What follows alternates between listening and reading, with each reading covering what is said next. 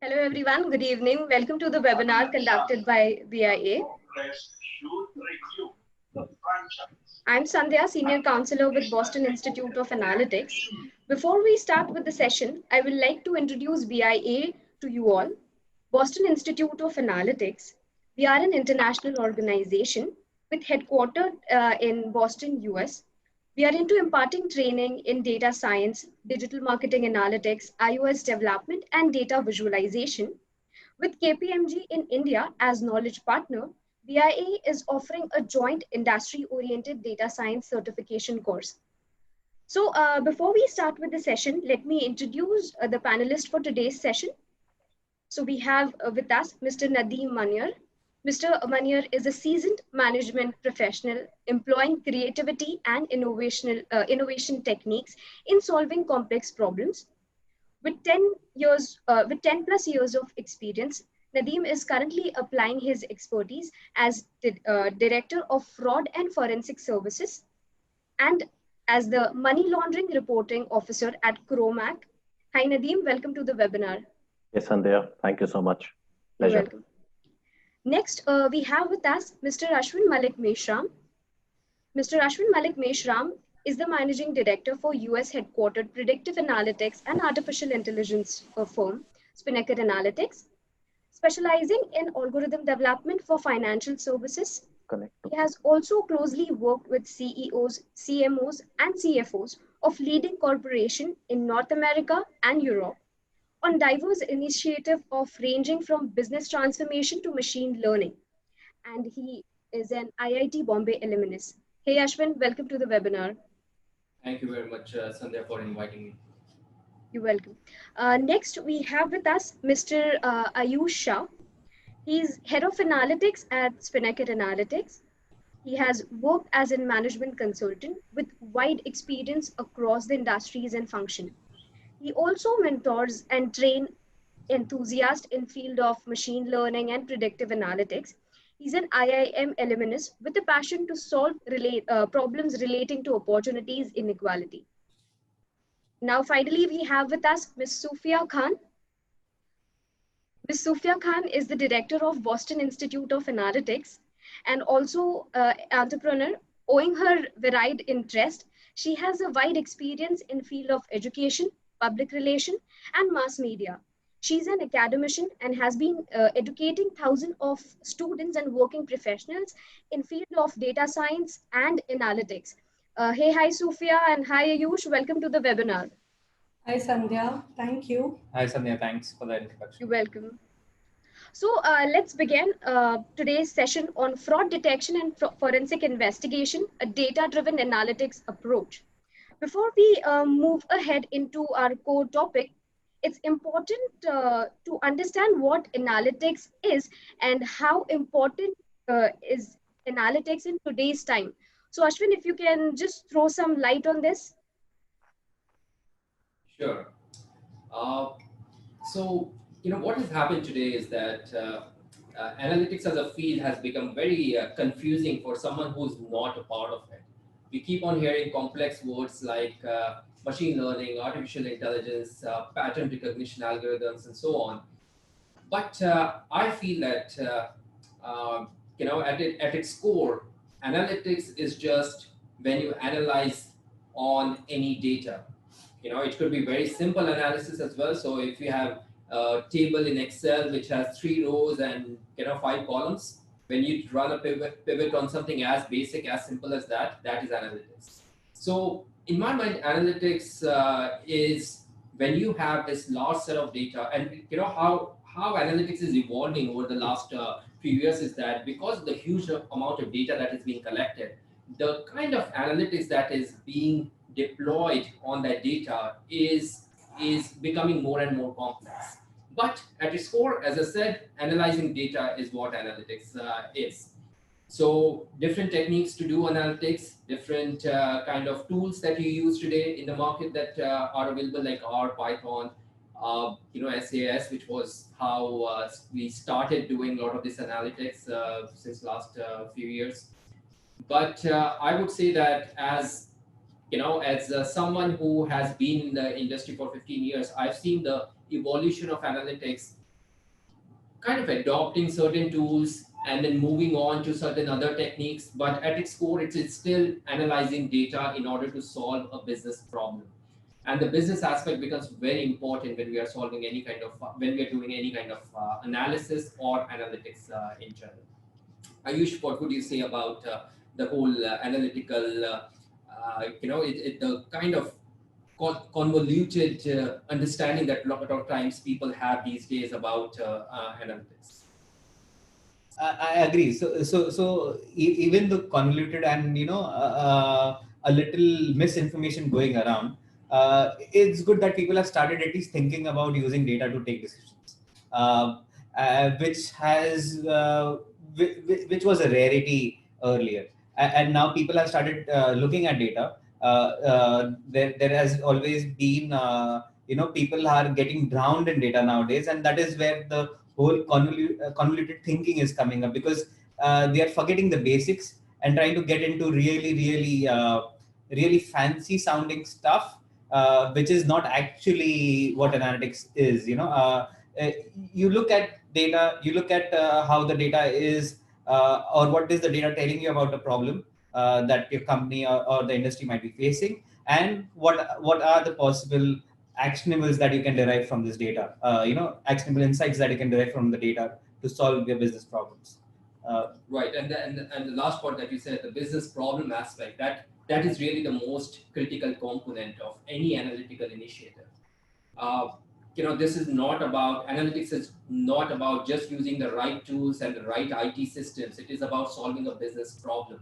And that is why analytics teams typically report directly to the CEOs or the business heads in order to focus on problems that matter the most to businesses. So while analytics today is often considered as closer to using very sophisticated tools and using very complex statistical techniques, all of those are true, but they all exist or are deployed only to solve the business problems. So the focus on the business aspects is extremely important, Sandhya. Great, thank you. So on the same line, Ayush, I'd like to understand from you, what are the different kind of analytics used under this industry? What is the level of accuracy and complexity that one can expect from these analytical pursuits? Okay. There are multiple ways analytics is structured. One of those ways is calling analytics as these three different pillars. One is the descriptive analytics, the other is predictive analytics, and the third is the prescriptive analytics. I'll explain a little about each of these. So descriptive analytics is what your current state is, where you have a system that can tell you what the company is currently going through and what the company has seen in its history. So the collection of all historical and currently available data would be descriptive analytics, and you would then show it in forms of charts and graphs and things in metrics that you would want to understand. That would be descriptive analytics. Then comes the predictive analytics aspect. And predictive analytics is nothing but using pattern recognition algorithms to figure out what are the kinds of patterns that you see in the descriptive analytics that you see already, the data set that you already have. Once you have that, then you as a business would want to know what are the possible ways the scenarios could play out in the future. So that is predictive analytics. Here, humans are taking decisions based on the possible scenarios that would come out of this analysis. And the third is the prescriptive analytics, is where the machines or the algorithms would start prescribing the possible actions that you as a business or as an individual should do based on the predictions that were done using historical data. So here the decision and the action is taken both by the machine rather than the individual. That would happen in predictive analytics. And this is where the whole concept of artificial intelligence is growing and is coming about, where machines or algorithms start taking decisions. and the levels of accuracy, well, it depends on the application that is on the applications that is being performed. It varies from industry to industry. Sales forecasting problem may have an accuracy of around 80 to 90%, but because of COVID, now it would have gone down to 0% accuracy. There are multiple variables that come into picture when you're looking at accuracy. Industry being one of those, the problem that is being solved is the other, and the adoption of technology that the company has undertaken would be the third and the most important aspect, because that is where we would have clean historical data. So yes, accuracy would be dependent on all these things, but it's growing. It's becoming better, and there's a lot of confidence in businesses to now take decisions based on these. Based on these available insights that algorithms are providing. Any thoughts, Ashwin, Sufia, or Nadeem? Yeah, thank you so much. Of course, it's a pleasure to be on this panel with the masters of data analysis. I'm not going to comment on the technical side of it and use jargons. To be frank, I don't know all of that. This topic, of course, overall is very close to my heart, as this is the only thing I know, and this is the only thing I've been doing since last 10 years, basically catching fraudsters. So I'm the head of fraud and forensic services at Crowe UAE. I'll just brief you about who we are. So we are the 8th largest audit and consulting firm globally, with presence in over 130 countries and over 42,000 people. And of course, so whatever Ashwin and Ayush said, I could relate to it directly, but in terms of, as I said, fraud. Okay. So whether it's prescriptive, descriptive, preventive, whatever you may name it as, but this is what we keep doing about the data. And yes, before we deep dive into the topic, I would actually want everyone to question themselves and answer to themselves. Unfortunately, we cannot see all the participants out here. We are very used to presenting in personal way, but now let's do it virtually. So one quick question. Please raise your hands. Of course, answer to yourself, so you don't have to show it to anyone, but I'll be showing it. If you have ever been a victim or a target of a fraud. Yeah. So I think we have been lucky. No way. Either you don't know about it. Yeah. We just don't. Nadeem, you're right. We just don't know that. We've been, yes. So knowingly and unknowingly, each one of us. And I said victim or a target. Yeah. Target you are every day. Okay, you vote every 5 years. You are a big victim to the politicians. Trust me on that. And there are many other things that you keep doing which you don't even aware about, and you have been victimized and targeted on a daily basis. So that's what is happening when it comes to fraud. And of course, when you say data, data is everywhere at each step what we do. And even when you say about the current situation, look at the COVID-19 situation where each one of us are basically struggling to cope up with the situation, but fraudsters are still taking advantage of it. The frauds have increased by 2 folds right now as compared to the same period last year. So they are taking advantage of our fear. That is one thing that we need to be careful about. Yes, and just to close on my opening remark, basically, yes, we need to understand that frauds are everywhere. They're not going to go anywhere. And as per the many researches, ACFE, Association Certified Fraud Examiner, they reported that every organization loses 5% of the revenue annually to frauds. That's a standard, okay? And that's like around $4 trillion globally. So trust me, it's a parallel economy going on, which we may not be aware about. Yeah. Yes, over to you, Sandhya.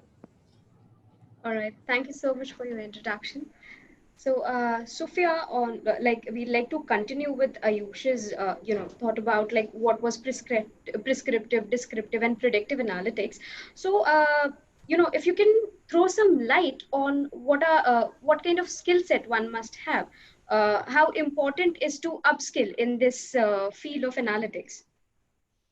All right. So Sandhya, I think what we can do is that I think Mhm. Ashwin, Ayush, Nadeem has already set a flow. So I'll just talk that why is it important to upskill, and later on we can discuss about the skill set. Okay. Sure. So I just don't want this thing to drag, and so we can just come on the main topic. But definitely, when I'm talking about the that people need to upskill, because as it has already been seen, Nadeem was talking about the increasing frauds that are happening.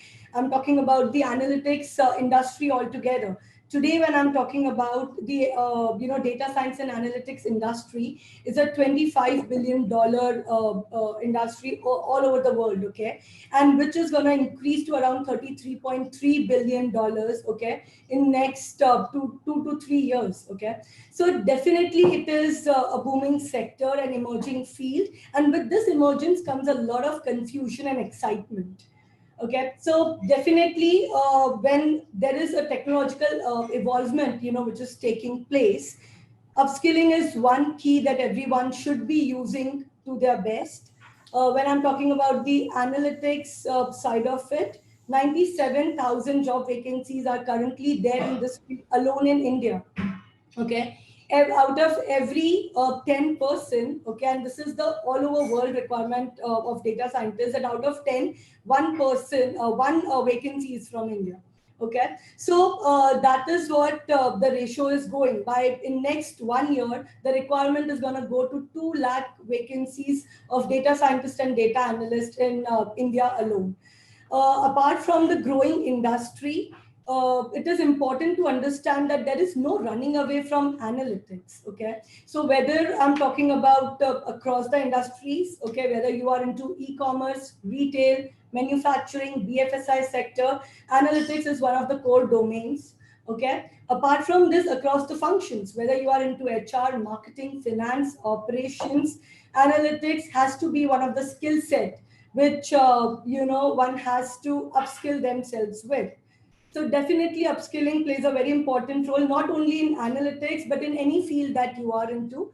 Now, since the discussion is restricted towards the analytics side of it, I think, one has to upskill themselves and there's no running away. The mantra that I always believe is that to adopt and adapt. And I think analytics is today's, need of the hour. One has to adopt it and adapt to this emerging technology which is there. Great. Thank you so much, Sophia. So let's hear it from Nadeem that what is fraud detection and forensic investigation? How exactly is data analytics used in detecting frauds? Basically, as we said, frauds everywhere. So fraud detection or fraud examination is basically defined as using technologies and methodology to find the who, what, when, where, and how the fraud took place. Okay, that is what we do. And when you talk about data, as I said, data is the new oil now. Okay, data has played an important role in politics, imposing sanctions on countries, and of course, making some of the companies as one of the most valuable brands. Okay, that is what data is right now. And there was a time when businesses used to struggle to store and manage data, but now it is how to efficiently use that data. And when it comes to fraud prevention and fraud detection, one concept, a very key concept, is that perception of detection. So when you have preventive controls, or when you talk about data analytics as a subject, when you have data analysis in your organization, and when people are aware, including employees, vendors, that you as an organization are analyzing data to detect red flags or detect frauds, they'll think twice to do anything with your firm. So that is one, the control in itself is a mechanism to, keep frauds away. And some of the examples, of course, I'm giving you a live examples, not naming anyone. Yes, some of the examples that we work on, data analysis example of procurement fraud, what we have worked on. And how would you come to know? Because if a procurement manager is, example, taking a cashback, a kickback as a cash, which is not in the books, how would you find out? So basically what some steps, some quick steps to do it, of course, looking at your purchases, whether those purchases are being directed to one of the vendor, and why is it that happening? You need to look at the historical data, as Ashwin and Ayush said. You need to know your data. And then, of course, the inventory.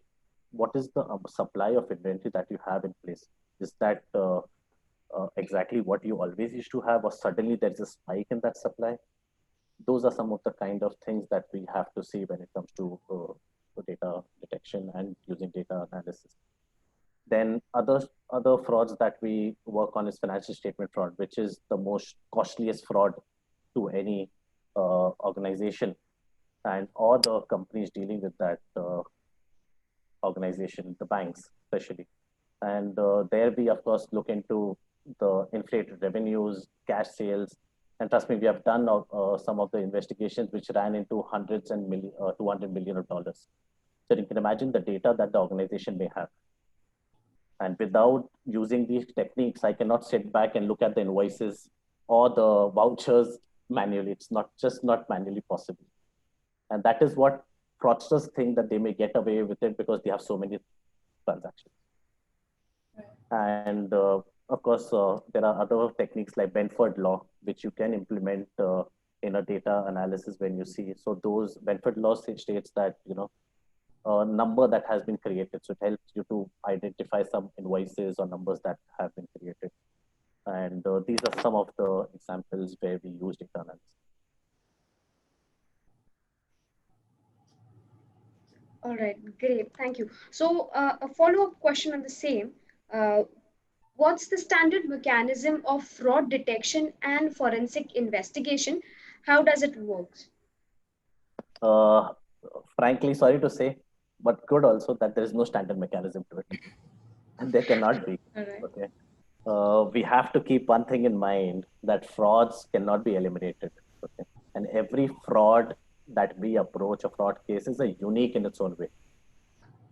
Yes, there are some red flags which may be similar that you look into it. Say, example, cash sales happening a lot. So these are some of the red flags. But you have to customize your approach for every case. And that is the one thing that will keep you at the top of the game. If you go by a checklist, just imagine what kind of checklist the fraudsters may have in place. They will know your step much before than what you do. So when we approach a case, we always keep one thing in mind: plan to change the plan. You cannot have a plan which is stringent and you have to stick to it. You cannot do that.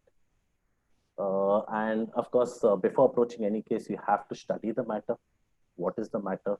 Whom you're going to investigate or meet. Communication is the key out here. And going there and you cannot brainstorm, okay, oh, this is the problem, that is the problem. No, you cannot do that. So you have to, that's why, analyze the data and look into the data and then go and ask those people that, okay, this is the problem, show me that document. Or that's the problem, what is the verification? So you cannot just go and brainstorm and so everyone can do that, taking out, pinpointing to someone is very easy, but basing on the evidence is difficult. You need to prove the point here.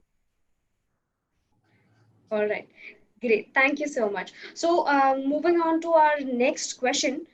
Ashwin, you have vast experience across various domains like financial services, FMCG, retail, e-commerce, etc.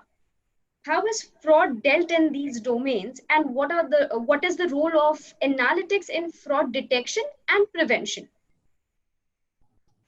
Sure, that's a good question, Sandhya. So, like Nadeem said, that first of all, there's no standard procedure or standard mechanism to deal with fraud, because the moment you have a standard mechanism, someone else is going to figure out that is the standard mechanism and then find an opening to bypass that mechanism. So the first thing is that you have to keep your creativity always on in order to see that what has been a historical pattern, of course, one, but second, always keep on really pressure testing that particular mechanism, that particular method of identifying fraud, to see that can someone else identify a loophole and actually create a fraud right there. In financial services, for example, I'll give a couple of examples. One is on deliberate defaulting on loans. That's one area where you know that if there's a particular pattern or if the person is on the verge of deliberately defaulting, that's one area that is often solved by us. Another area is let's say insurance. There are a lot of claim frauds that happen that where people would apply. I mean, there would be fraud applications where they would apply for claims on certain different things. Of course, life insurance is very difficult to pull off, but some of the other insurance like health and auto and property, there are a lot of instances where claim applications are fraudulent. So identifying patterns or looking at historical data to identify the applications, incoming applications, to say that, okay, you know what, these particular set of applications have a higher likelihood of a fraud being committed, helps the fraud investigators to prioritize their own work volume. What fraudsters often bank on is that, hey, this is going to be one of the million applications that the company is going to have, and each investigator is going to be really buried under 1,000 applications or 1,000 investigations, and hence they will slip through. And that is what we try to. That is where the role of data analytics comes into picture. That out of those 1,000 applications in front of me, data analytics helps us prioritize amongst those the applications that have a higher likelihood of having a fraud actually being committed rather than a false alarm. So that's another area. Claims fraud analytics is another big area where we work in. When we come to retail and e-commerce and some of those areas, like Nadeem said, any kind of theft being done by employees is a big area to work in. Often we see even on the customer side, if customers of an e-commerce company or customers of a retail company, there could be fraud incidences there as well, where sometimes they would get themselves upgraded on their loyalty platform, Loyalty League, using means that are not official or not legal or not acceptable. For example, buying stuff and then returning them, whereas that buying will immediately kind of give them that window where they have been upgraded and they would take certain benefits out of it and then return the item. So they would get their cash back and then still would be upgraded in a Loyalty League. That's one area. Another area is when there are deliberate returns or people buying on vouchers and then returning the item for cash. So there are instances like those, and of course, when there's a certain pattern to those incidences, that's where data analytics helps in identifying these incidences without someone manually going through all those transactions. So some of these algorithms are now very automated in the sense that as they are happening on a real-time basis, you would see on the dashboard that, hey, out of the 100 transactions that are being processed in this second, these 7 transactions appear to be of the fraudulent kind. So it would just get highlighted in red, and there would be a action pending against those. So again, I think fraud detection, fraud prevention has in any business it is critical, and data analytics is a big help. I can only imagine that how difficult it must be 20 years back to do any kind of a fraud detection, fraud analysis, how manually intensive it must have been 15, 20 years back. But thankfully now these analytical tools have been a big blessing, and a lot of these things are automated. But the judgment is still a big portion of it, where we have to still stay ahead of the algorithm and stay ahead of any kind of standardization of verification that happens, to make sure that we are a few steps ahead of the person who's even thinking of committing the fraud. All right, great. Thank you so much, Ashwin, for the same. So now we know there are a lot of things which one can work on. So here I'd like to understand, Nadeem, from you, how does a day of fraud analyst look? Okay. When you say a day, of course, it's very exciting and, of course, very nervousness also, because the same way as Ashwin said, these fraudsters are planning it so well, and they are ahead of the game. To be very frank with you, okay. So to keep up the pace with them, of course, you have to do a lot of things to be there. So you basically plan the day, but you know that unplanned things are going to happen, okay? Because fraudsters are also planning things and steps. It's basically, I like to quote a very famous cartoon I used to see, Tom and Jerry. I'm sure everyone's aware. It's like a Tom and Jerry. You can imagine how much fun it must be. But on a serious note, it can get stressful. As you speak and hear so many stories of people, but you have to make right decision and not get biased, not get biased or influenced in any way. Because these guys are really smart. Trust me, very smart. So we deal with, there are two kinds of fraudsters, basically what it has been described as: accidental as well as predator. So we deal with both kind of people when you do an investigation. And then you come to know, because their stories are so good, you may fall for that. That's the reason, we cannot make decisions based on our emotions, and which becomes very tricky at times. And yes, Ashwin, I'm happy that we are in this industry. We will be relevant for some more time, because machines cannot do all the job. Our judgment will be really value add there. So much, Nadeem. So moving on to our next question.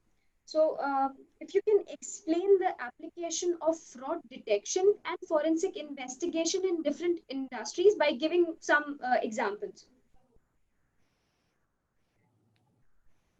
Okay, when you say application of fraud detection, of course, it varies from industry to industry, and frauds happen in every industry. So no one is immune to it. Okay. So as I asked the question, of course, some people, Ashwin and those people I watched, you all didn't raise the hand, but we know that no one is immune to it. No organization is immune to it. And if they say that, it's impossible to prove it. So some of the fraud schemes, such as, say, asset misappropriation or financial statement frauds, corruption, these are some schemes that are common across industries. Then there are some industry specific, as Ashwin highlighted, few like loan frauds, medical insurance fraud, or bank schemes. Those are specific to those industries. Every case that we work on is totally unique. Though we have to take an approach which fits the situation and the type of fraud. For example, when we approach a forensic assignment, which involves, say, financial statement fraud, we have to directly deal with the parties involved. Okay, those people know that they are being investigated. Therefore, each step that we take becomes very critical. We are directly in communication with the subject, so careful consideration is the key out here. The meeting, the interviews we conduct needs to be very well planned. But as I said, plan to change those things. And the documents information that we request should be justified, because these people come back to you badly saying that, why are these things required? This is not the part of your scope. And so that you need to justify those things very well. So here the communication is the key, how you approach the problem. Then, say, other type of scheme, when I talk about bank loan, such as a loan fraud, may not involve direct communication with the party, but it depends on the document evidence that you are seeing. So the careful review of those available information with you, making conclusion on the basis of those evidence, verification of your documents becomes very important, because you can't go and ask anyone, have you done a fraud? Okay, we saw 1,000 applications, you may come up with, say, 10 applications which raises some red flags. So based on those red flags, you have to conclude. And if you say, no, this is not a fraud, and you give it to the bank and something happens, it is you responsible that, okay, how did you clear this? So of course, you need to understand that, as I said, you cannot stop fraud or, completely eradicate fraud. There will always be a percentage where you say, okay, things look okay, and go ahead. But yes, you have to be mindful of that thing, because the false positive ratio should not be, exceeding a certain amount. Then the client may question you what's happening.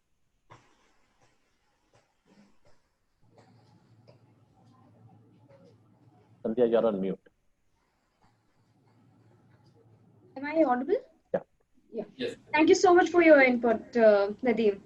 So moving ahead, Ayush, I'd like to understand what are some common biases that humans tend to make, or patterns that tend to be overlooked?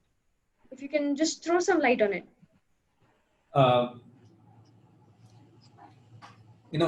What would we call a bias? As in, bias would be something that where we don't have complete information about. We are missing certain important evidence or certain important data points, and we still make information based on whatever is available with us. Sometimes it is not correct. Sometimes it works in our favor. There are a few, biases that are prevalent when we analyze data. The most common one is the confirmation bias. That would be, I, as an analyst, when I start with a hypothesis and I have a certain proclivity to that hypothesis, whether this would be a yes or a no, as in was Sufia defaulter by choice rather than and if I start with an assumption that yes, it was true, and that is and then I would use all the data points that I have to prove that yes, that is what she was. It was done intentionally and not as part of a regular behavior.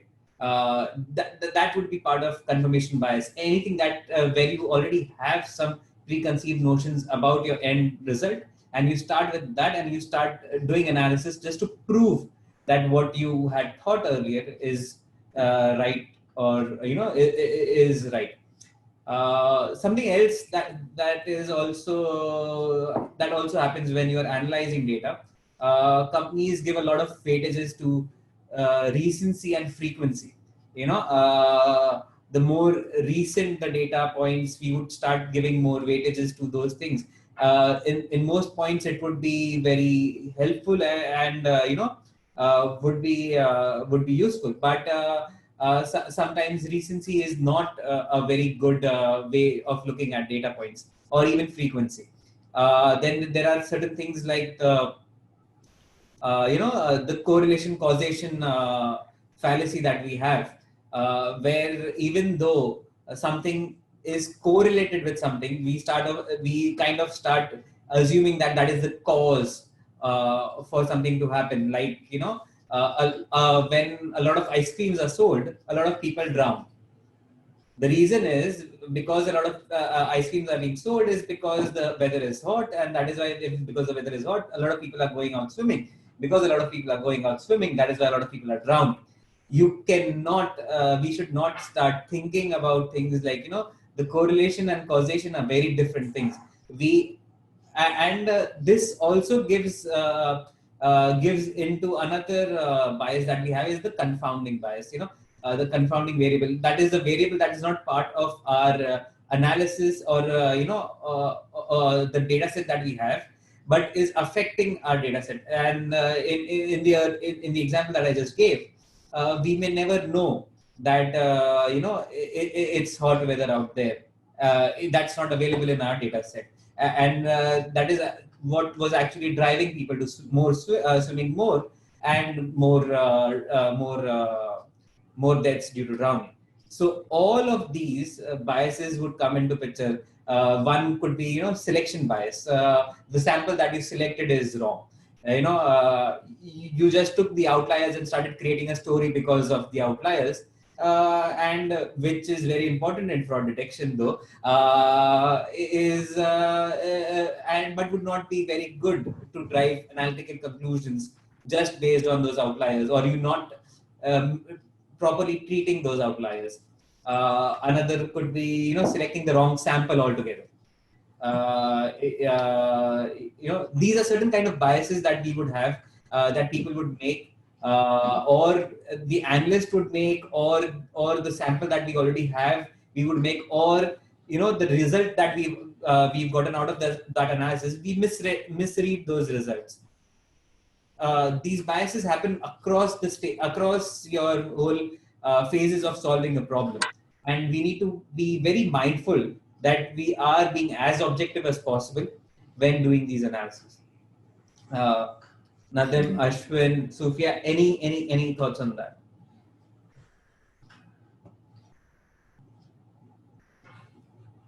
I think I'm pretty much good, and I missed some of the part that you said.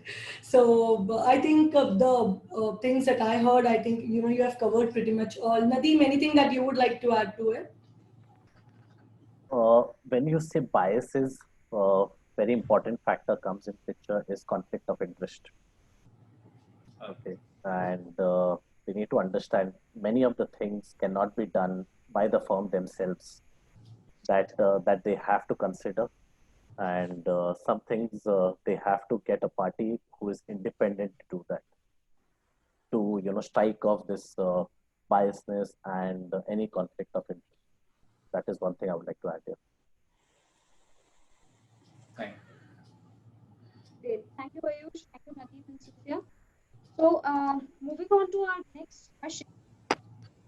Is there a possibility that this segment can be fully automated or AI driven in the near future? Do you think technology will remain an enabler to human judgment? Ashwin, if you can answer the same. Sure. Yeah, if it becomes fully automatable, then the first thing that would happen is that people like me, Ayush, possibly Nadeem will all be jobless. But of course, someone has to develop these automable algorithms. So that's what probably we would be focusing putting our brains on. Now, what happens is that a lot of things are getting towards that automation, but there is always that component that requires human judgment, one, and second, someone has to automate it for the automation to actually happen, the 100% automation to happen. I've not seen 100% automation in any field, no matter what we look at.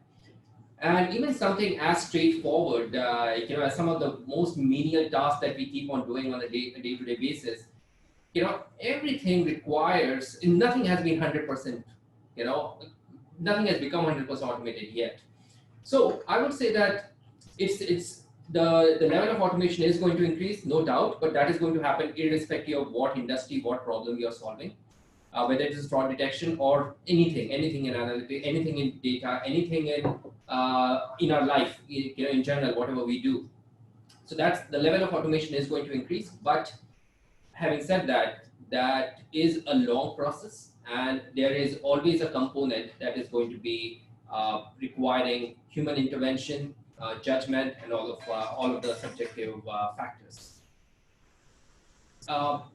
Besides that, what also happens is that the problem statement keeps on changing. So one thing gets automated, but then there is this new area that gets created because of that, where you now are at the stage where we are at where we were at some point for some other problem. So the problem statements keep on evolving, keep on changing, and new problem statements keep on getting created. So I would say that automation is going to increase, but there is always going to be a team of data scientists working on something new, something creative, something as an offshoot of the main problem that has been automated.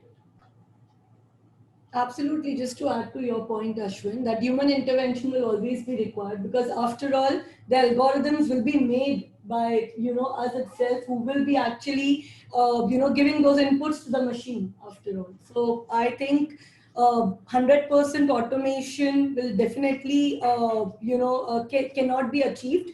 But then definitely there will be an increase in automation which is gonna, take place. But I don't think so that data analysts or data scientists are gonna disappear. They're still gonna be in the industry working, and there's a bright future out there. And just to add to that, automation is a good thing. Definitely, if something can be automated, we should automate it. The set of problems to solve is always going to keep on recreating, adapting itself. So there are always going to be problems to solve, and that's where the data scientists should keep on focusing, right? Things that can be automated, the routine task, the standard task should 100% be automated, and we should all encourage any kind of automation that happens. Yes, I would just like to add here. I differ a bit here. Of course, there's nothing in the world right now that cannot be automated. But yes, I agree to your points that automation and objective of that automation should be in line. For example, when you talk about fraud and this kind of field, we have to. It's a very classic saying that books, records, and I would now add robots don't commit fraud. People do. Okay, so behind the system, there'll always be people. And in such kind of work where greed, money, social behavior is involved, technology will always be an enabler to do fraud and also to stop it. So machines cannot hold someone's hand that okay, don't automate to do fraud. So you have to do something behind that. And of course, rightly said, technology will surely play an important role. However, human judgment, emotions will always be needed in this profession. And hopefully in this era where we are in this field.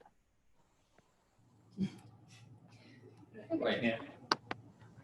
So moving on to our next question, Nadeem, what are the synergies between fraud detection and cybersecurity? When you say synergies, you're talking about the prevention techniques, similarities between those kind of things? Right. See, cyber is undoubtedly one of the biggest risks that we have, and each one of us, each time, because mostly everything is digital. We have a credit card stored on so many websites, and now especially Zomato, because we have been ordering a lot of food home, not going outside.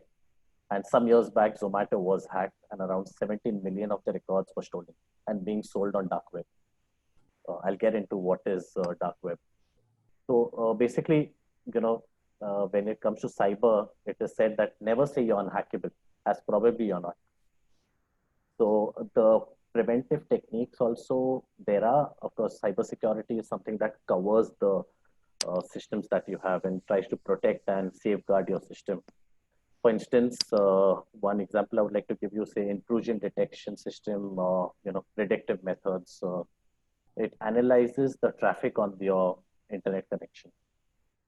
This is similar to what we say do in a fraud detection or fraud monitoring system, where suddenly, example, Amazon, if someone wants to take their site down, they would do a denial of service attack. Suddenly, at say example, Amazon can take around, I'm giving you a hypothetical number, say 100,000 people at one time. But suddenly you see a flow of 1 million, bots entering that network and blocking that site. So by doing predictive analysis and getting intrusion detection, it may, give you a hint that, okay, there is so much of traffic coming in. So these are some of the red flags that you may use. Then I spoke about dark web. Okay, dark web is basically a marketplace for hackers and fraudsters. So once they hack into the system, I give an example of Zomato. The 17 million users' data was available on dark web for sale. So they were selling your credit cards for $1. So there are services that one of our office also in the UK, Crow UK provides. They actually analyze if your company is being mentioned or any of your things are being out there in the dark web. So these kind of things may help, and but of course it's a big question that how much does it help? Because biggest of the firms have been under cyber attack. And one interesting video I would like to advise to people, Rob Joyce from National Security Agency in the US, he spoke at DEF CON in 2018, I think so. Yeah, he discussed some of the major cyber attacks by countries, and you should surely watch that. It's mind-boggling and shocking the way things are moving. So you can imagine, getting controls there. Yes, so you have to, but it's kind of difficult. See a lot of fraudulent activities happening around. So, Nadeem, what are other emerging technologies will impact fraud detection, like IoT or blockchain, etc.? It's scary that with the advent of technology, the frauds will take even faster place. I sometimes I feel, and I discuss with my partner, that why are these people getting so much of technology, and why are they doing so much of innovation? It's You need to have a stop somewhere. Okay, I really believe that. So I may, of course, not be right, but we need to stop somewhere. And now look at it, because of the COVID situation, it's more scarier because we have, as Sophia said, adopt and adapt. We have done both of it, uh, though we didn't want it to. We didn't want it to sit at home and do this webinar, but we had to. And this is the advantage that fraudsters will take. Okay, technology adopt. We have moved 5 years ahead, I would say, where we could have been 5 years. Now we are there already. And though we don't have the systems and things in place, but fraudsters have already found a place to get into it. For example, one of the most scarier thing that actually has come up is deep fake videos. You all must have heard about it. So basically, it's a technology using artificial intelligence to create videos of, say, me speaking, but I have never done that. And there have been instances where people have said, no, I have not done that. It has been Donald Trump and Obama. And a classic example which happened in 2018 was in a country called Gabon in Central Africa. So it's a very interesting case. So the president actually was not well, and there were news that he's sick and he will not be able to come back to power or something like that. So to tell people no, he's there, they said on the New Year's Eve, our president will be addressing you. And he suddenly came up on a video, and that video looked as if it's a deepfake. And he addressed people. He was kind of stiff. I've seen that video. Watch that. The president name is Ali Bongo. You will feel that okay, something's wrong with that video.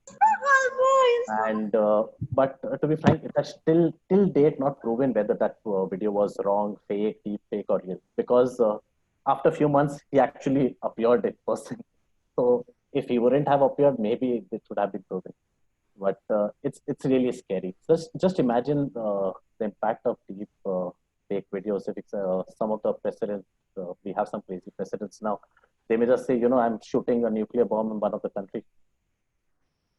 And the other one, say North Korea, he's another crazy guy. He may just shoot looking at that video. The impact and consequence is so big of this. And I don't understand why. And there is a concept behind artificial intelligence that when they come up with a research, they open it to public and they openly publish it. Okay, that is scary. And as we know, these guys, the fraudsters and hackers, they are very smart. They learn things very quickly and they are very inquisitive to learn about it. We may not do, because if we are good enough in a job, we may not do that effort. But these guys are always on the lookout to learn new things, they get into new things.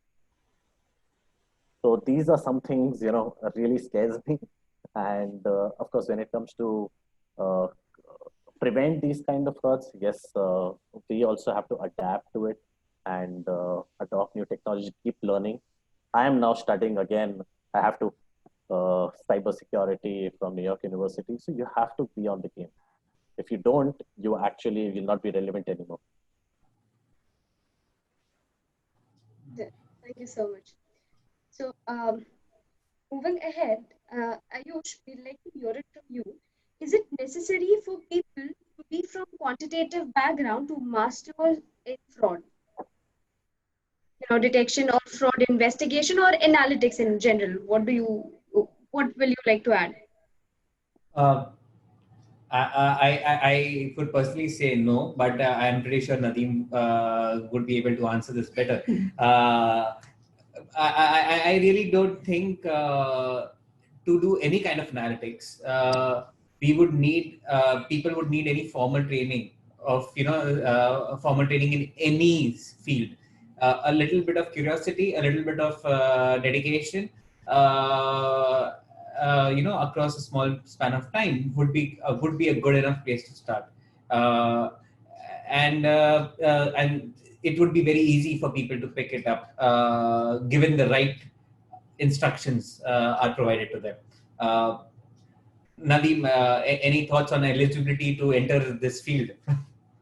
Not exactly, but you need to have a crooked mind. And, and you need to think like a fraudster. And of course, data analytics, the field that you choose, you need to think and be objectivized that why are you doing that. Okay.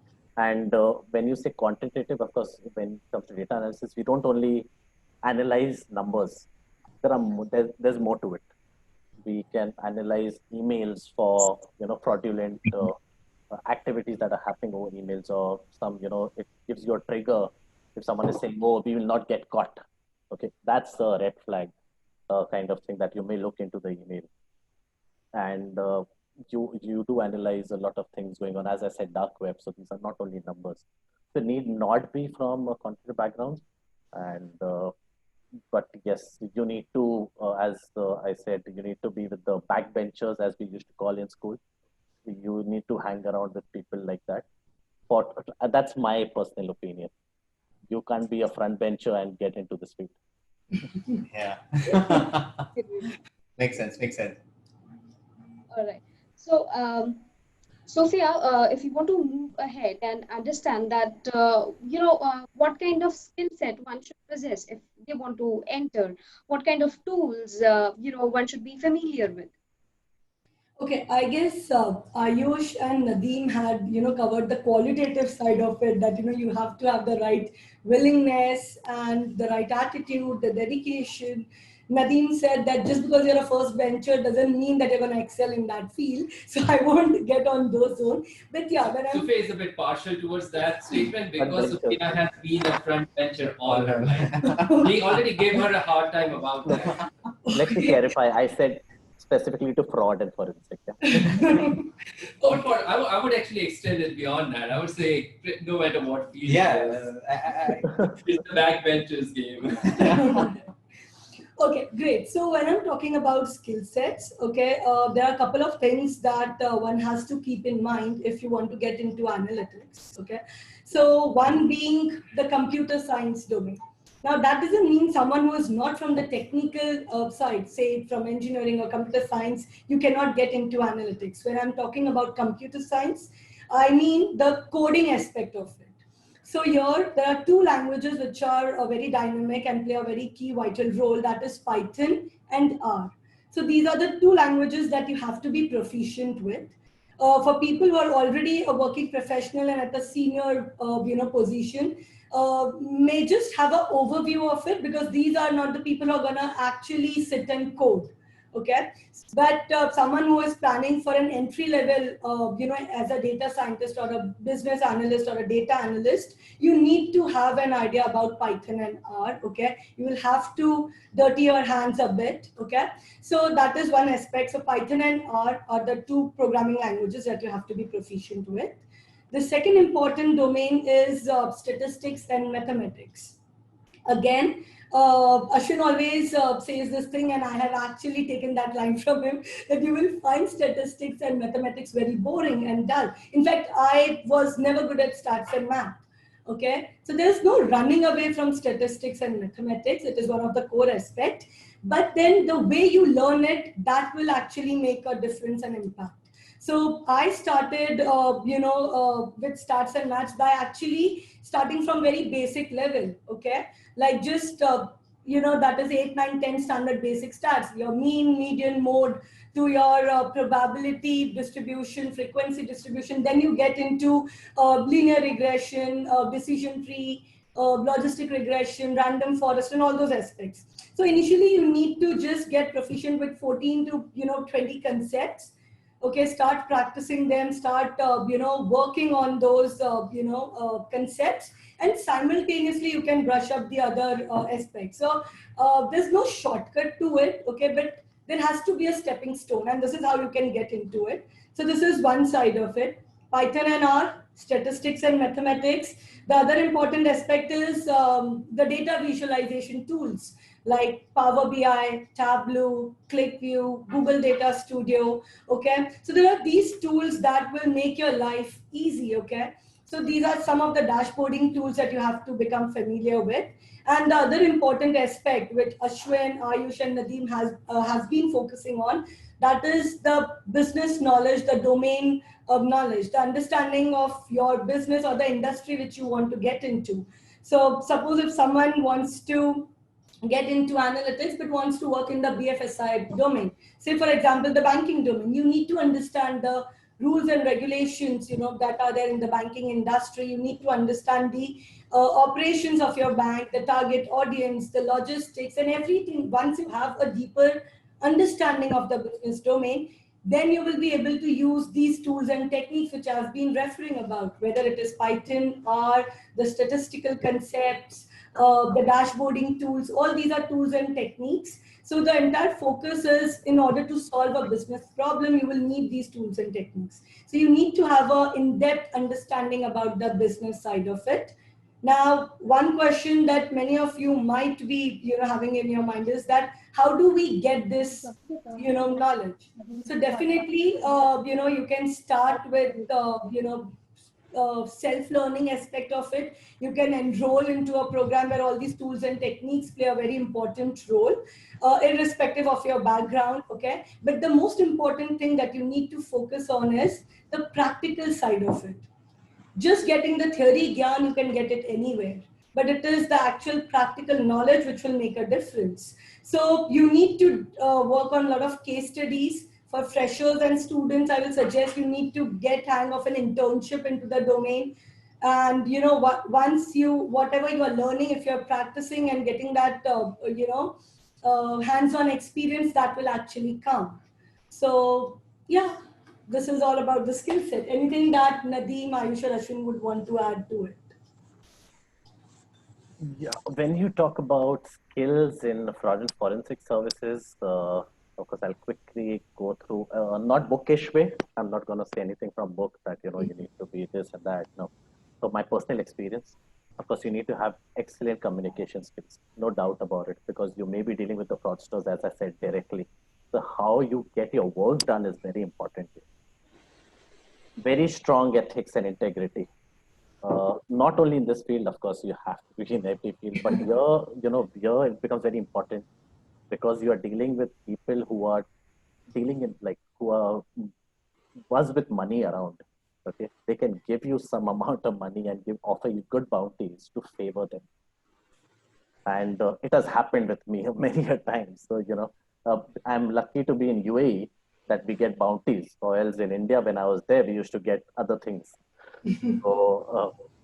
So basically, you need to be very strong in ethics. And trust me, fraudsters do make a lot of money, but I've seen them, they are just running away from everyone. Okay, law enforcement, family, friends, and bigger thing, they are even running away from God. Okay, so we need to select the right path where we want to be. Then, of course, we need to be very strong-headed. We need to make our decisions on what we see. And of course, with deep fake videos, that thing is also gone a toss, that seeing is believing. So that's the reason you need to be very strong-headed for that. And analytical ability, of course, it has to be there. But yes, I'll again conclude with this: think like a fraudster. So you will surely know what next step they would be taking. And tools, when it comes to at Crow, we use extensively IDEA and Power BI for analysis. Of course, Excel will always be the mother of all. Absolutely. You can't run away from that. But yes, these are the new tools that you, of course, have to adopt now. So, Sophia and Nadeem, moving to our next question. How can companies and individuals be more vigilant to not fall prey for any such frauds? So, Nadeem, what will you like to say about this? I think Nadeem is gonna sum it up like think like a fraudster, so that no fraud actually happens with you. What will you do if you are a fraudster? Yeah. So, okay. Here, it's very important. Let's get back to basics. Okay. Here, I would say, get the learning from ancestors, your grandfather, your father. Uh, you have to believe that you will get only what you deserve.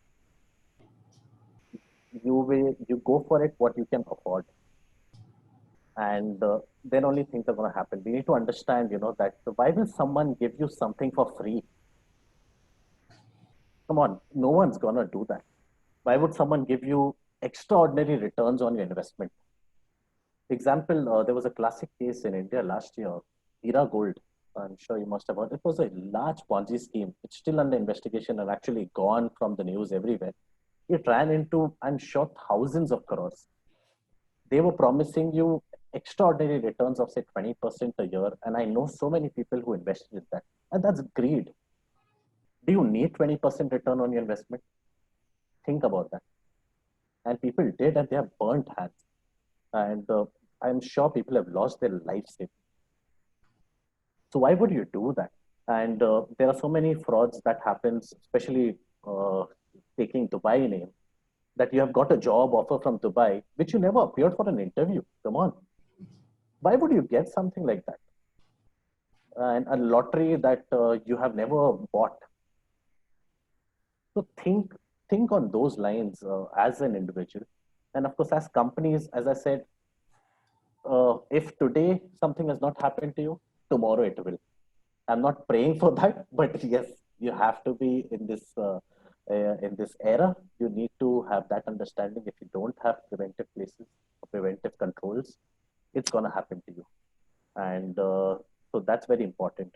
And lastly, you need to understand no one is going to make money for you, and no one's going to make you rich. It's you yourself have to do it. So stay away from these things, and I'm sure you'll be away from frauds. Great advice. Thank you so much, Nadeem. So before we wind up, guys, what's the key takeaway from today's panel discussion? Starting with Nadeem, then I'll ask Sophia and even Ashwin and Ayush to add some points. Lots of key takeaways from me. I learned some new jargons from Ashwin, Sophia, and yeah, so that's good. I will use it somewhere for sure. So basically, good thing that, no, I would not say good, sorry. Frauds are not going to go anywhere. You have to accept that, okay? You can mitigate the risk of fraud or prevent it, but you can never eliminate it. And that's the reason we are there in this industry. And a few months back, I was discussing with a very senior banker, and we were discussing about the slowing economy and all those kind of stuff. He told me, Nadeem, don't worry. You are in a field which is always going to bloom. Okay. So yes, so choose the field that you think will always give you benefit, and keep updated, keep studying. Preventive techniques is always, easier to implement, less costly to prevent fraud, but to detect and investigate fraud becomes very expensive. Okay, so that's the reason it's better to have preventive tools in place. And last thing I would like to say, fraudsters can only win over if people like us and organizations don't do anything. So we need to act. That's it. Thank you, Sanjay. What would you like to add to this? Sure. So the first important takeaway that everyone should take out of this is that, one, as Nadeem said, use common sense. As a consumer, if you want to avoid fraud to happen to you, you have to keep your common sense hat on always. Does this make sense? Is a question you should ask every time before you click that link, or before you give away some details on the phone, or any interaction. You should always question yourselves that, is this activity making sense or not? So that's from a consumer point of view. From the point of view of people who want to enter this field, or want to enter the field of data analytics or fraud analytics, as Nadeem said, that this field is only going to grow in size, not just fraud analytics, because as a lot of our transactions are going to get more digital, it is going to, the number of frauds are also going to increase, because what we are doing is we are taking away the physical interaction And the amount of digital interactions that happen today are way more than physical interactions. So the field of fraud analytics also is going to increase, and hence analytics in general. Data analytics, with the increasing amount of data that we have, that is only going to here. Yeah, so it's only going to increase relevance of data.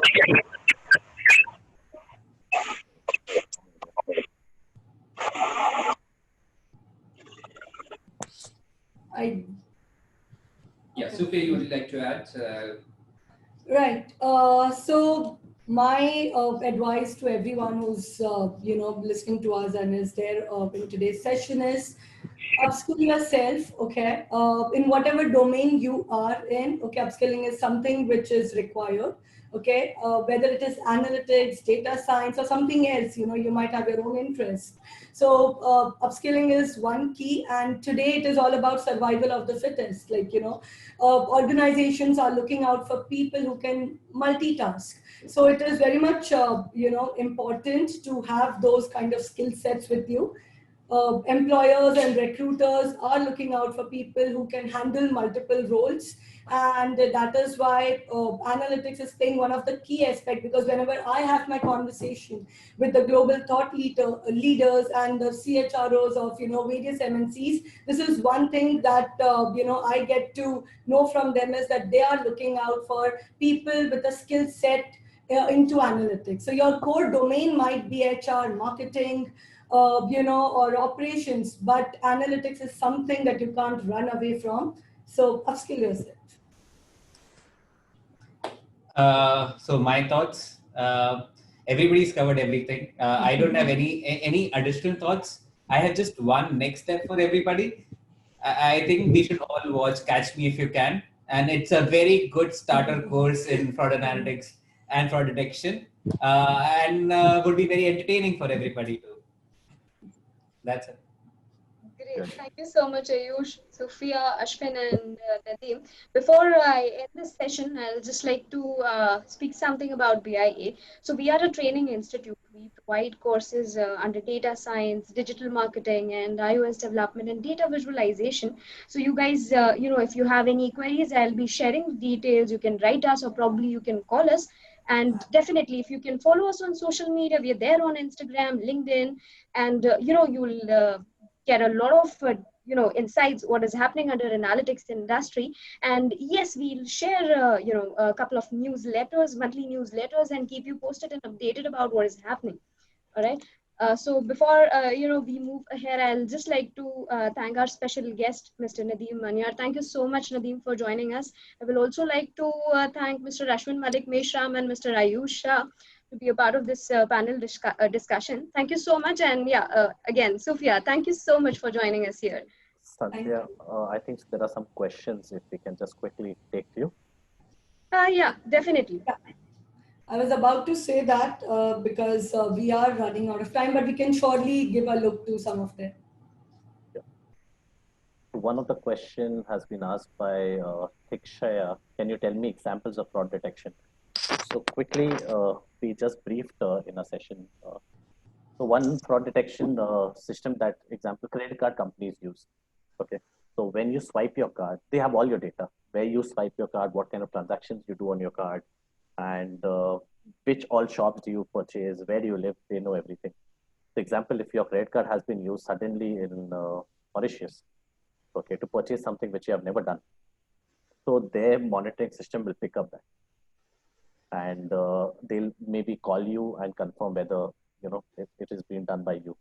So these are some of the techniques that credit card companies and banks use, and other things maybe Ayush Ashwin can brief you. Right. So I think there are multiple questions.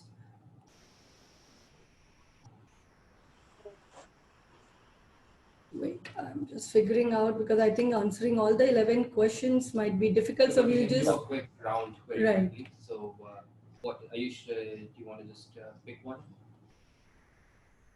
We answered few already. Yeah. Right, I think so. Is knowledge of R and Python required? That was already answered.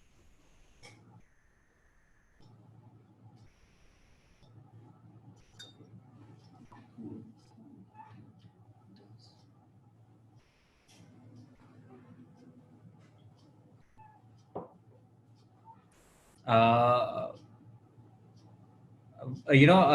was how well is algorithms or fraud data in absence of labels.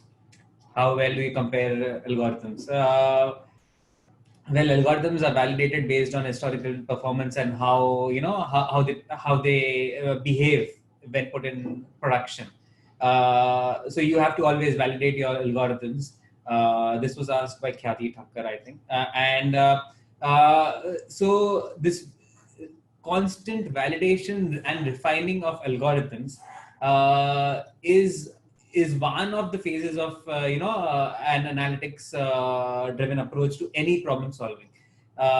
Constantly validating the algorithm based on newer data points that keep on coming in, and refining your algorithm so that all these new patterns are taken care of. I think Akansha is asking that what kind of more research work and projects can be done in this field. So Ashwin or Nadeem, would you like to, contribute to this, question? And what kind of more projects and, research work can be done if one wants to get into, fraud analytics? Netflix is the best place to do lots of research. You have so many documentaries now that you can actually learn a lot of things. As an institute, I'm not sure what kind of projects you all may give people to do. Ashwin? Sure. So, there are, as we discussed, there are multiple areas of fraud, and it depends on the industry that you are in. Retail faces different kind of frauds. Banks face different kind of frauds. Insurance, different kind of frauds. And of course, any tax evasion and all those, there are different frauds, types of frauds there. So one recommendation always is that if you like to work in a certain industry, or if you belong to a certain industry, one way to really really start thinking from an analytical point of view is to really look at what are the different areas of fraud that can happen there. Read up on that, one, obviously. And second, as in terms of developing a solution for it, you can always find data from that industry on multiple open source platforms like Kaggle. You can go there, you can find data sets related to a particular industry, identify a problem, make up a problem for yourself, and then try to solve that and see what is the accuracy of the solution that you are really deploying. So I would say that based on the industry that you're working in or you're interested in, think of the kind of fraudulent possibilities there, and go to Kaggle, go to any open source data platform, pick up the data, develop your own solution, look at the accuracy, and I think that's the best way to learn in my experience. Right. I think one of the questions that I was just seeing, I think Rohit has asked that, again, it was more on the tools and technique side. So I think that we have anyways covered that R and Python are the, tools that you have to get, the programming languages that you have to get proficient with. Yeah, I think we've covered most of these during anything else, Nadeem, that you'd like to, talk about? Just last one, how important is balance to inform front-end staff data quality to be captured, and it's linked to performance fraud data analytics, such that it doesn't reveal too much to the potential future fraudster. I didn't get that question very correctly, but maybe I'll just try to answer that. Of course, you need to have things in place, and you also need to inform people that, as we said, preventive techniques, that you have that in place. It's okay. You may want to, inform the future fraudster so that he doesn't do fraud with your company. It's okay to tell them, but of course, you don't need the technicalities where he will be caught. You have systems in place to be caught, and here the training becomes very important as I understand, to the front-end staff that you asked. The training to the front-end staff becomes very important. For example, I'll just take a quick example for the banking industry. So when you go and deposit a certain amount of cash, there is a cash transaction reporting. So in US, it's like say $10,000. In UAE, it's 20,000 dirhams. If you go and deposit more than 20,000 dirhams, it's a red flag. Okay. So your staff should not tell the guy, oh, don't deposit more than 20,000 dirhams, or else you'll get caught, or else I may, have to report this. So this becomes important. But yes, And if the fraudster is not aware about it, it's okay. You should accept it, and there needs to be a reporting done to it so that you try to find out what the source of that income and source of that fund. I hope I covered that. Very well. I believe we have covered all of these questions. All right. Anything, guys, you want to add to this, or we should just wind up? We should. We are done. I think we covered pretty much everything, and I hope it was informative for all the attendees. And even if there are any more questions, people in the audience, just put them in the text box, in the comment box, and we'll just send out email response to everyone who attended today's session. Definitely. We are getting an amazing response here. Yeah. Thank you so much, guys, for sharing your knowledge here. And Thank you so much, everyone. Thanks. Thank you. Thank you, Nadeem. Thanks, Nadeem. Yeah. Pleasure. Bye.